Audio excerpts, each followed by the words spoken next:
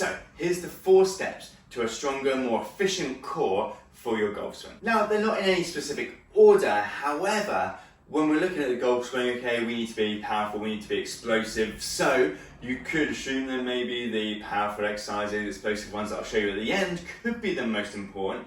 However, it depends on you, your current level of conditioning, and your strengths and weaknesses currently. So firstly, core endurance, okay? Now, this is the kind of what I consider the lower level, base conditioning type level, where most people, this might be all that people are doing, okay? This and maybe number 2, but number 1, core endurance, okay? Things like planks, things like side planks, bridges, dead bugs, even some cable rotations done with higher reps at a slower pace, okay? But good place to start, especially if you find that you have a weak core, okay? Or that you haven't exercised for a little while. So I'm going to demonstrate a side plank, okay? This can be progressed and regressed. So we could do feet stacked on top, elbow below shoulder, hips up, hips forward, shoulders back, okay, ooh, better balance than me. Holding this position here, not letting the hips droop down towards the ground, so hips up nice and high, holding this position here. Okay, you can progress it by adding weight. However, it will probably still be a core endurance exercise. If you're really struggling with a side plank, then a side bridge can be a good place to start then. But holding for time, okay, given period of time, 30, 40, 50 seconds, whatever it is, okay, core endurance exercise. So that brings us on to number 2. Now, this is what I'd call core variety, okay? Can be important, okay, for fun, okay? Can be important for adaptability and awareness, okay? This is what you might see a lot online, okay? More fun stuff, rotary core stuff in different positions, okay? It's still an endurance exercise, so still really number 1, okay? But just provides a bit more variability, variety to it. So I'm going to demonstrate a plank of rotation. Now this has got to be kind of relevant for golf, right? As it involves rotation. So hands nice and close, feet nice and wide, okay? And then we're just going to turn, point up towards the ceiling, back down under control, turn the other side, okay? Maintaining good posture throughout if you can, not poking your bar up into the air, not drooping the hips down too low, okay? Trying not to sway too much as well, so staying nice and centered.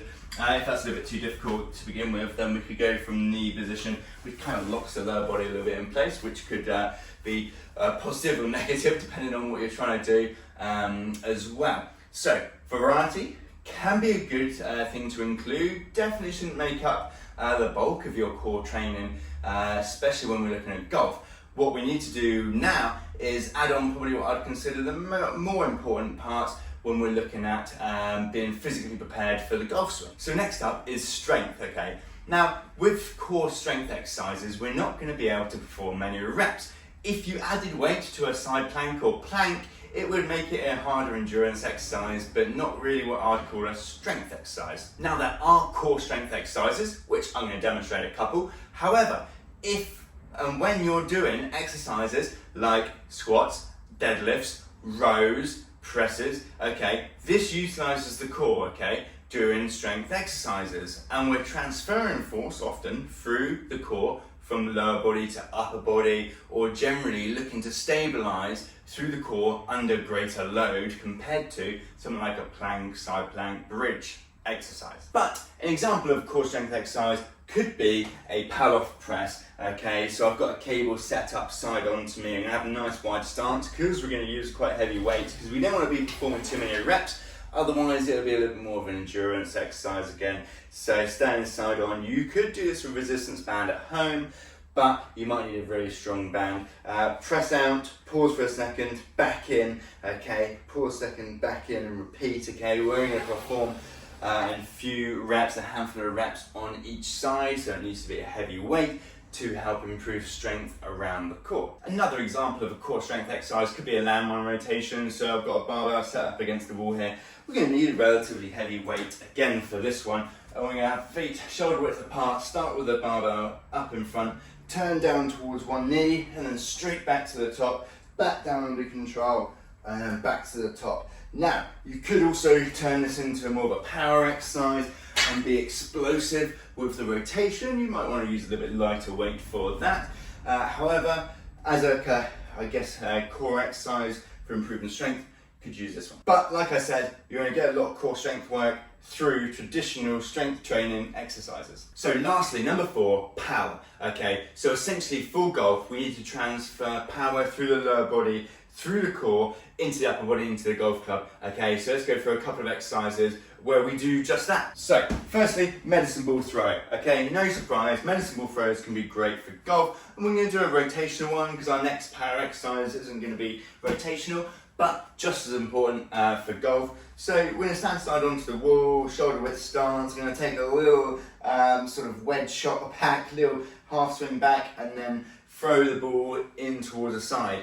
But transferring this force from the lower body through the core into my arms, into the ball. So this is slow motion, so here to here, okay. But obviously, like with all power-based exercises, we need to be explosive, okay. So I'm going to throw the ball as hard as I can with each rep. And I'll demonstrate a couple. Okay. So, as hard as you can with the med ball throws. Next up, we're going to do a push press. Now I've got a dumbbell here. You can use 2. So, dumbbell onto my shoulder, elbow tucked in, feet hip width apart, or sort of jumping stance. You're going to take a little dip down with the knees, and I'm going to push up explosively and straight into the top position here. Obviously without cheating and doing it quickly. So something like this. As if I'm trying to jump the weight up and don't really have to do anything with the upper body. Okay, we've created the force and power from the lower body. Back down under control is what I quite like as well for a good bit of shoulder work too. The core work isn't because I'm just using 1. You can use 2, just as important. Okay, and in fact, with more load, okay, more force you're going to put through the core, so could be more important. But great for being able to learn to transfer and coordinate that transfer of power and force through the lower body, core, into the upper body, and obviously dumbbell here or even golf club in your golf swing. So there you go, guys. 4 steps. Core endurance, okay, bit of core variety, core strength and core power, okay. You might be focusing on 1 or 2 of these at different times, okay, so you might be doing more of some than the other, but try and make sure within your program that you are doing some of each.